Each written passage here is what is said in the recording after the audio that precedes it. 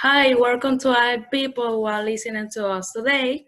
My name is Harold Susana, and we are going to talk about the lost city of Atlantis, one of the greatest unsolved mysteries of humanity.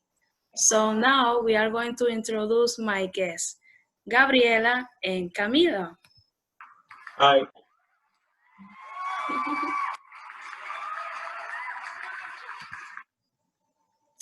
The philosopher Plato described in his last two dialogues, Timaeus and Chrysia, a series surrounded by water in his interior and with circular structure. That was the first time that the history of the mystical island of Atlantis was narrated. But what's the real story behind the mystery? Does Plato always defend their story may be true or must not have been easy to answer? So we are here to bring our opinion. So let's get started. This theory is based on the island is Santorini. This island fits the description that Plato gave about Atlantis according to a recent study that conclude the identification on a prehistoric Sumer island. So I think that Plato's story could have been based on a real place just like Homer did with Troy. So now, Gabriela, what is your theory? The more accepted hypothesis proposed that Atlantis never physically existed. According to archaeologists, Atlantis may have been the defunct memory of an ancient European civilization called the Minoan, destroyed after the eruption of the volcano on Dera Island near the Greek mainland, which caused a tsunami that swept the shores of this one around the year 1640 before Christ. In my opinion, the theory that perhaps will be the most true is the latter mentioned, since through all these years, no evidence has been found to show that it could really have existed. On the other hand, I do not consider it impossible that it never existed.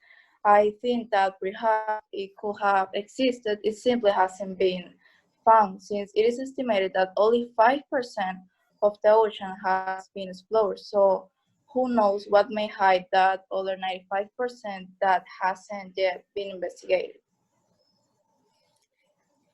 Thank you so much, Gabriela, for bringing us your opinion. So now we continue with Camilo. Please share your theory with us. Well, my theory is that Atlantis City had to have built by Poseidon, the god of sea, when he fell in love with a mortal woman named Cleito. He made this city on top of a hill in an isolated island in the sea to protect her and name it Atlantis.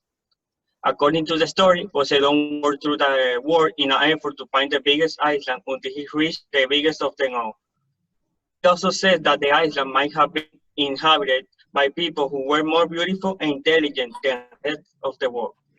It was then he fell in love with Cleito when he found her in the island.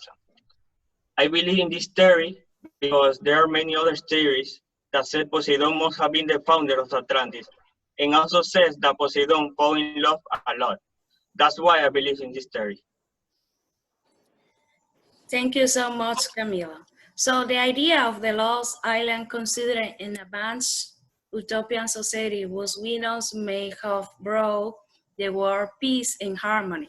It's an idea that has captivated occultists and dreamers for generations. Much has been written about it, and many have spent fortunes and sacrificed their lives in it. So now, thank you so much, Gabriel and Camino, for participating in this podcast and helping us make sense of the mystery of the lost city of Atlantis. Remember to follow us in our digital platforms and tune every Friday from 6 to 7 p.m. Thank you to our listeners for hours being in tune. So say goodbye. Goodbye. Bye.